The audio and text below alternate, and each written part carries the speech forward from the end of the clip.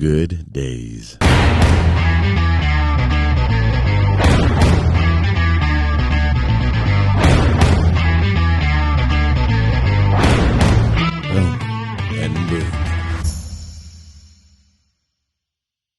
Welcome to the Good Days podcast with Eddie and Charlie. And we just got back from a conference, a pastor's conference. Yes, we did. What was that called? The Gathering. The Gathering with a bunch of pastors. How many people were present for that conference? About 2,000. That's pretty cool. Yeah. And you were the main guy for the production of the Gathering. Yeah, my job was to produce it, both the design and the production, and then the main sessions. So in other words, you're big time. No, just worked a lot. Bro, Albert Tate was on fire on our last session. We had Joel Lopez and Unified Sound from Miami, and then mixed them in with Israel Houghton's son named Jordan, who's amazing. Just incredible vocalists with Brooke, Monique, and Rachel. It's good to see Brooke again. Oh, yeah. So awesome. Bishop Kenneth Almer from L.A., the Bishop. The Bishop. Was good. The Bishop. Debbie Turner-Bell, Steve DeNeff, Danielle I didn't know she Freed. was like the Miss America. Yeah, 1990. She won Miss America. Mm-hmm. That's incredible. It was a good lineup. That's like winning the Super Bowl. That's like Tom Brady. Yeah. By the way, Tom, are you going to say anything about Michigan losing? No, we're not. We've moved on. We've moved on. Bro, Davey, it's so good to have you here, bro. So good to be here with you Florida guys. was awesome. It's great being with like 2,000 pastors. Worship was intense. A little diversion there, huh? Yeah. Still Warm looking some weather. wins. Orlando. So I got one other question for you, Charlie. Yes. Like like these people have spoken all over the place, all over the world, and we see them, from the stage, Right. But you get to see them behind the scenes, right? Yeah. The green room and behind the stage and stuff. And sometimes people wonder, man, are they like legit? Are they legit Christians and One followers story? of Christ? Yeah. One story and a half. So Bishop Almer comes in from L.A., and it's an all-night flight. And so he didn't really want to go to bed yet. So he wanted to come to the first session. Wow. And Bishop Kenneth Almer is known. In fact, there were people coming in just to hear him speak. Albert Tate came in early to hear him speak. Yes, and other people. If I started mentioning their names from when you think about North Carolina, the Triangle. I mean, we had pastors coming in just to hear him. But before he spoke that night, he came in. He had his hat on. He had like a hoodie on. And one of the first people to the altar after Steve DeNeff's message that morning was Bishop Almer. Wow, that's so cool. That's the fact. Wow. I mean, it's like, there he is. Wow. And then that night when he's preaching, like Albert comes in, like Debbie Turner-Bell. I mean, it was a lineup of pastors side stage. Jeez. And while he's like a freight train, bro. Wow. Yeah. He just starts. Oh, yeah. And he and starts. when that baby gets going, and there's watch one out. more. It was like, and next thing you know, I mean, before the crowd got up, the side stage was like, it was on. Yeah, it was. Just amazing, though. Wow. Just great worship, great speaking, great attitudes, great vibe, great response. It was called, the theme was In the Spirit. Mm-hmm. I mean, every session, God moved in amazing ways. And a lot of times, sometimes speakers, they fly in and they fly out and they're gone. They're just in and out real quick. But like Debbie Turner-Bell was engaged the entire conference. She was part of the team. Yeah, which was super cool, Wow. So it's good. She's actually on staff at Kentwood Community Church in Michigan, at a Wesleyan church. Wow. Pretty cool. Pretty cool. We do have a special guest today. Yes, we do. Okay, so I get to introduce this person. Yes, because Dr. Eddy Shigley Oh, my goodness. was one of many in the Shigley household. There was so many girls, and then all of a sudden they prayed for the miracle child, the one boy that would. There's 6 girls, and finally, That's right. there was the blessed boy. And by the way, you know what his mom would talk about? Oh, Eddie, you're the best. You're this. What can I do for you? How can I say He's the you are a golden child. princess? Whatever. Bro, he was spoon fed. I mean, whatever he wanted. The girls that they talk about, they had say to it. share clothes, That's man. true. The hand me downs. That's true. You know what I'm talking about? But Eddie, no. My parents, My parents ate manna for 40 years till they got the promised land. You know what I'm saying? And then came Eddy. Oh. Okay, as we are moving on, we can edit this out, right? Jake? No, we're not editing anything out. We're That's editing all this out. true when It's you all not. know Well, it. we can also talk about how all of us as cousins growing up, we always our entire goal was just to beat Eddy at some sport. So, yes. It Those was were like fun days. we We would talk about good days. Geez, Thanksgiving I can't wait till celebrations. I can beat Eddy. We'll have to wait till he's 60, but it's okay. we played every sport imaginable. Every one of them. I mean, basketball to Yeah. like flag football. Just one after the other. We had a big old just, board, like a tournament board up there. Double elimination brackets from every sport. it was Big old awesome. matrix of No doubt, multi-sport bro. Olympics. And by the end of it, you guys were like still ready to go. Let's keep going. And we were like, no, we got to tap out. No, We're after a that, little once it tired. got dark, we're like, all right, we're gonna play Risk or Monopoly. It's that's all-night marathon. That's about right. That's good.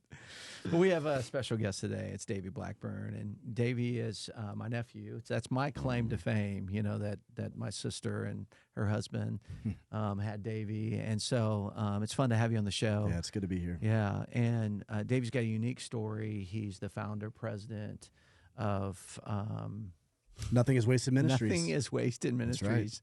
Thank you so much, man. It's good to have you here. Yeah. So Davey's our speaker for Summit at Indiana Wesleyan University for the spring semester, and we're kicking it off right away. Like we're talking about the very first day of classes.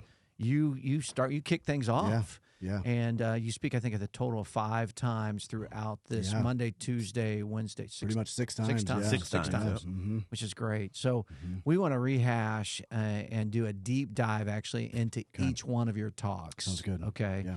And so you kicked it off on yesterday morning, and really went through the Psalm 23. Yeah.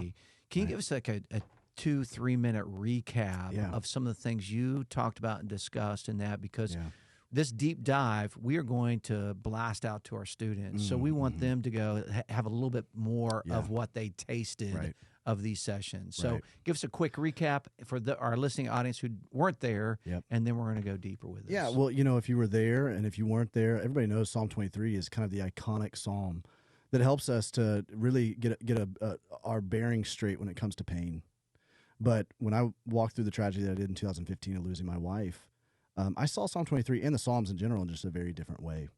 And I used to think, that as long as I followed after God, as long as I was kind of in his quote-unquote good graces, if I checked all the boxes, did the right things, I was kind of the recovering Pharisee pastor's kid in some ways, right?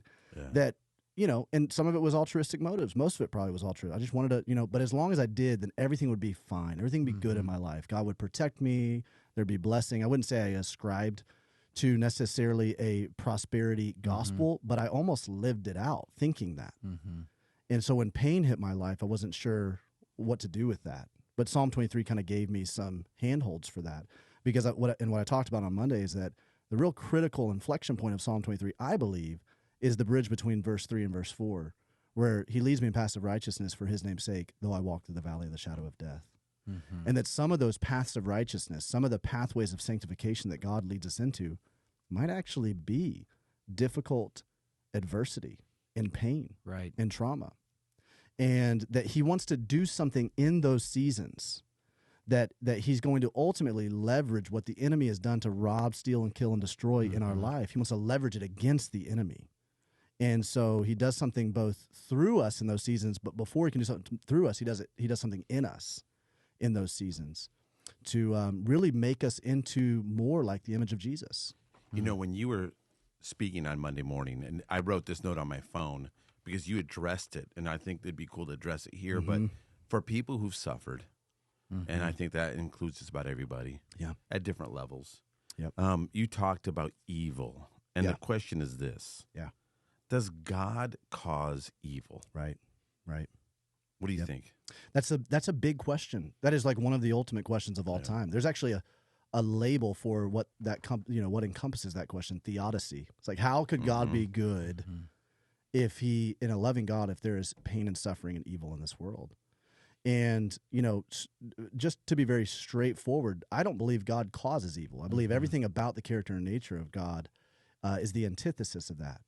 However, because he gave mankind, one of the key critical parts of what he wired inside of mankind in the Imago Dei is that we have the choice to choose to accept or reject him. That if he were to force his love on us and force us to love him, then that would not be love, right? The component of love is that we have the option to receive and to choose, to reciprocate back to him. So unfortunately, because of that, the very beginning of time, Adam and Eve chose not to. They chose to swap the truth of God's word for a lie, and it fractured the universe. Mm-hmm. And at that moment, sin entered into the world, and this world became under the sin curse. And now we live in the fallout of the kind of ever-increasing unraveling of the world. Mm-hmm. And that is where evil comes from. And so God doesn't cause evil to happen. However, he obviously in his sovereignty, because we experience it, he allows it to certain extents. Mm-hmm. Now, to what extent he does, we don't know, right? We can't truly understand that his ways are higher than our ways. It's a mysterious thing. However, I heard Tim Keller say that he allows evil enough space in our life that it ultimately terminates itself. Yeah, you said that. That God will leverage evil. This is part of his plan. He's already come up with a redemptive plan. Now, ultimately, in the person of Jesus, right? Mm-hmm. But even the person of Jesus then shows us what it looks like to follow after Jesus in the midst of when the enemy steals, kills, and destroys in our life as well.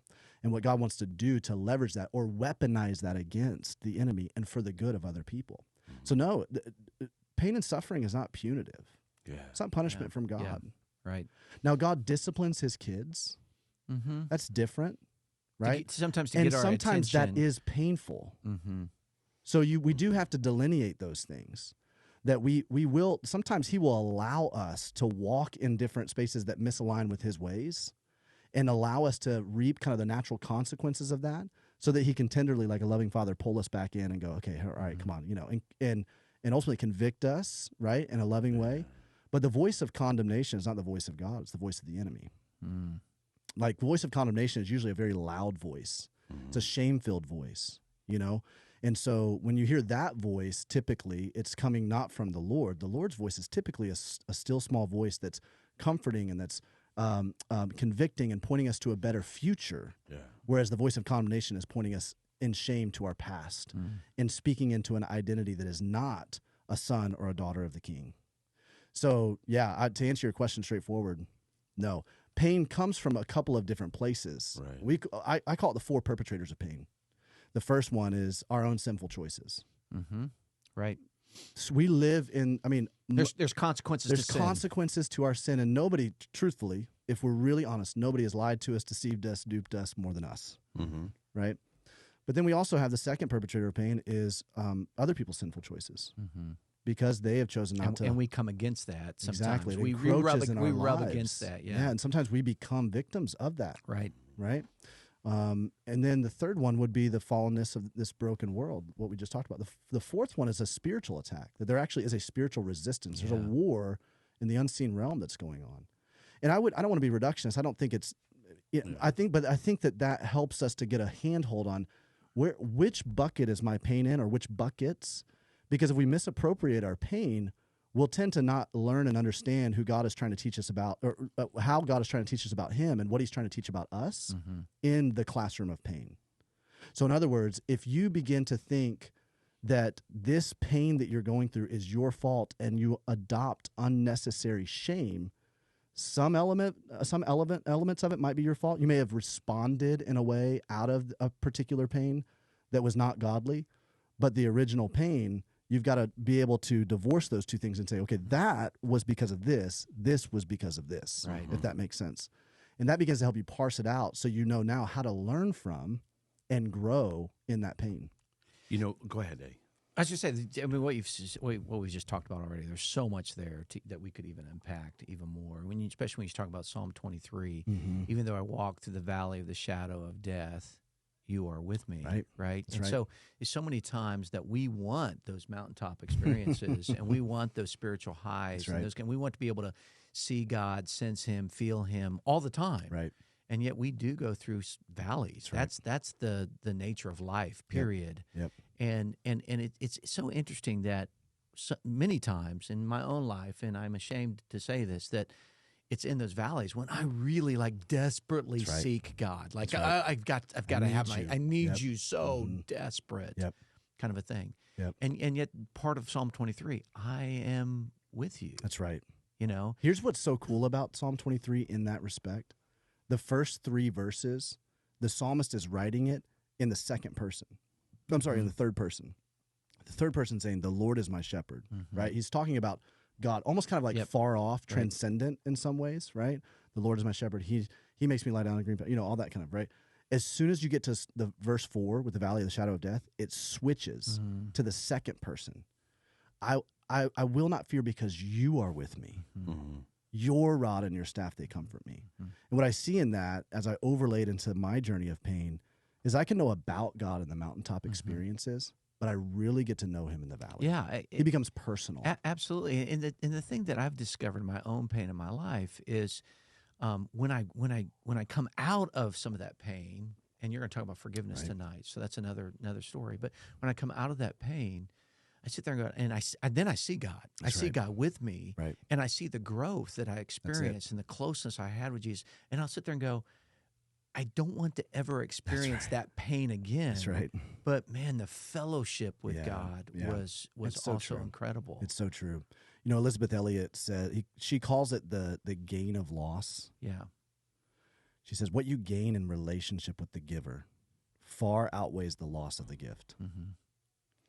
And those of us who are a little bit older, right? Seasoned veterans. We're seasoned. We've lived enough life that we can look back at seasons and we can say, that was a really tough season. But man, I grew more into the image of Jesus in that season than I did in the seasons that seemed really full of quote unquote blessing, right? That seemed like mountaintop experiences. And we would say, I don't know. And this is what happens. This is the wild paradox of the redemption of God. I would have never asked for that. Exactly. But I don't know if I would trade it. Right. Because of the closeness, the intimacy that I have with the Lord now. This is so similar to a dear friend of ours, Josh Buck, who's a quadriplegic. Yeah. And as we've walked with him personally for the last 15 years, he said the exact same thing. Yeah. But going back to your message on Monday, there is something that was coming out of that as well that you kind of leaned into a minute, and I think that'd be really cool for this podcast. Yeah. But so you're talking about God's voice, and you used the word conviction. So it's hard for people to understand that conviction is not a negative voice of God, but it's also, more also, it's the inviting voice of God. Yes. So it's not actually, if you feel that conviction, it's not the absence of His presence. Right. It's more. It's evidence that He, 1, is very present with you, very near, and 2, has a plan for you. And His plans are so much better than our plans, which is why He's trying to align us with His plans. Yeah. Right? And that's what conviction is. And that's where I love that you said that, Charlie, because conviction can also be, it can be pejorative for us. Like, I don't have any kind of avoid it. Like, but that's actually like, think of it more like coaching is what it is, right? When a coach comes to you, we're at sports, right? A coach comes to you and goes, okay, hey, hold on. We need to make an adjustment here. We got to change this. We got to switch this up. And it might be painful at first. It might be tough. It might feel disorienting. But man, we're misaligned right now. And when we align ourselves up with God's ways, man, it's unbelievable what we experience in terms of the plan and the providence and the purposes of God. Yeah. One of the things too, Davey, just knowing you and watching you go through this time of grief and pain and suffering, the thing that I'm constantly amazed about what God does, because you've already mentioned that Satan comes to steal, kill, and destroy, right? Yeah. And what Satan intends for evil, that's right. Somehow God, He redeems it. Yep. He redeems this pain to further His kingdom, to bring Him glory and honor. And so, as your wife in 2015 was brutally murdered, God has been able to redeem her life and her death, so that God is still getting glory and honor even in her death. That's right. And this ministry is birthed out of this tragic loss of your wife. Speak into that a little bit in terms of how this ministry, Nothing is Wasted, was birthed out of this pain. Yeah, well, there's so much. At the end of the day, the reason that Nothing is Wasted was birthed was we began to, as I was walking out this healing journey, we began to hear so many other people who were raising their hands going, I'm experiencing a lot of pain right now. Yes. And it seemed like either they felt too much shame about going forward in their church, their local community, to talk about that, or their church was ill-equipped to help with that. And so as I began to kind of process out in a very raw way through the Nothing Is Wasted podcast and begin to interview other people and stuff and talk about this, it created this forum for people to come and go, oh, I need to unpack my pain, right? Someone's actually talking about this in a very real way. I need to process this too. I need to process this. I've got a lot that's going on, whether it was, a loss of a family member or some kind of childhood trauma or some kind of divorce or, sexual betrayal, sexual assault, whatever, right? And so that's what ultimately, it was the springboard for the ministry of Nothing Is Wasted Now, where we started going, well, let's just not do a podcast that's inspirational. Let's kind of move things from inspiration to transformation and help actually walk people into healing. So we have a lot of content on our platform that we just distribute to help people. It's very inspirational content. And then we have community where people can connect with others who have walked through the same exact thing. One of the lies that Satan tells you is nobody knows what you're experiencing. Nobody understands what you're going through. Well, first of all, we have a high priest who subjected himself to the human experience and has experienced everything, every temptation, every pain, every heartache, every grief that we've experienced, and he empathizes with us. Yes. So even if you think nobody can understand you, Jesus understands you. But more than likely, there's someone out there that's gone through a very similar thing than you have. So that community platform provides that solidarity, that kind of me too. I'm there. I've been there. And then we have coaches. We have 30 coaches now that can coach people one-on-one through our Pain to Purpose pathway. And they are all different pain points, everywhere from loss of a child, loss of a spouse, all the way to abortion, regret, and recovery, all the way to sexual betrayal. Like any pain point that you're going through, we have a coach more than likely that represents that, and they can coach you one-on-one. And so what's interesting about that is the Lord showed me that verse that Jesus said, unless a single seed falls to the ground and dies, it remains a single seed. But if it dies, then it becomes essentially what the verse said, it becomes this tree that bears a harvest of righteousness. And I outside of like Amanda's family, and they would agree with me in this, but I knew Amanda better than anybody else in this world. Right. And I knew her heart. And if she were sitting here today, she would say, I didn't expect my life to be cut so short. But since I was 18 years old, and I knew her when she was 18, I wanted my life to matter. And to not just matter right here on earth, but to matter for eternity. And I wanted whatever happened in my life to be something that impacted people for all of eternity. And so long before anybody took her life, she surrendered it. She laid it down for the kingdom cause. And so when the Lord, man, I got the opportunity to read a bunch of her journals as part of my healing process. And I read a journal entry when she was 18 years old that essentially she said that. She's like, God, it does not matter what it is. I am late. She literally said, I want to live the barbarian way. We were reading Urban McManus's Barbarian Way. And here's what's crazy about that. The premise of that book is John the Baptist in prison going, wait a minute, this is not how I saw things going. Hold on. Are you really the Christ?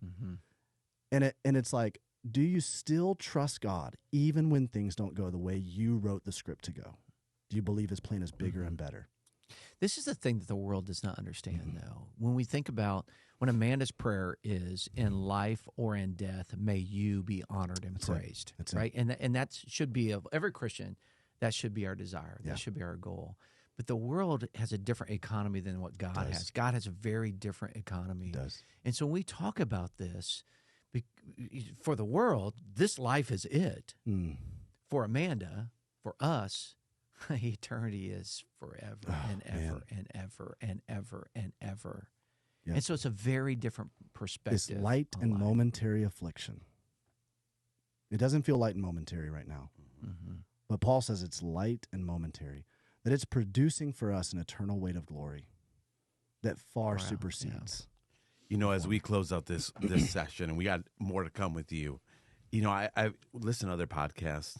I like how certain ones end, like Dan Patrick, they end with, what did you learn today? Can we do that really quick? Yeah, that'd be great. Because I know we've got more to come. We got other podcasts coming up. But what I just learned today, there's tons, but the one thing, that Amanda gave her life to Christ before anybody ever took it. That's pretty intense. That's good. Yeah. Holy buckets, bro. Holy buckets is right. That's really deep. As we wrapped up this podcast and people want to go deeper and further with this and with your story, where can they go to find some of this information? Yeah, absolutely. Nothingiswasted.com. is a great place to go. Okay. What they can do too is if they want to get started on any kind of journey, we have a 21 days of devotions that we'll send to them in their email inbox. One day, every single day, just 21 days, right? Mm-hmm. And so they can text NIW, just NIW. Text it to the number 66866. Okay, great. We'll post that too so people can see it. Yeah, absolutely. 100%. Thank you, Davey, for a deeper dive into Psalm 23. We appreciate your time. Yeah, it was so good. Boom. And boom.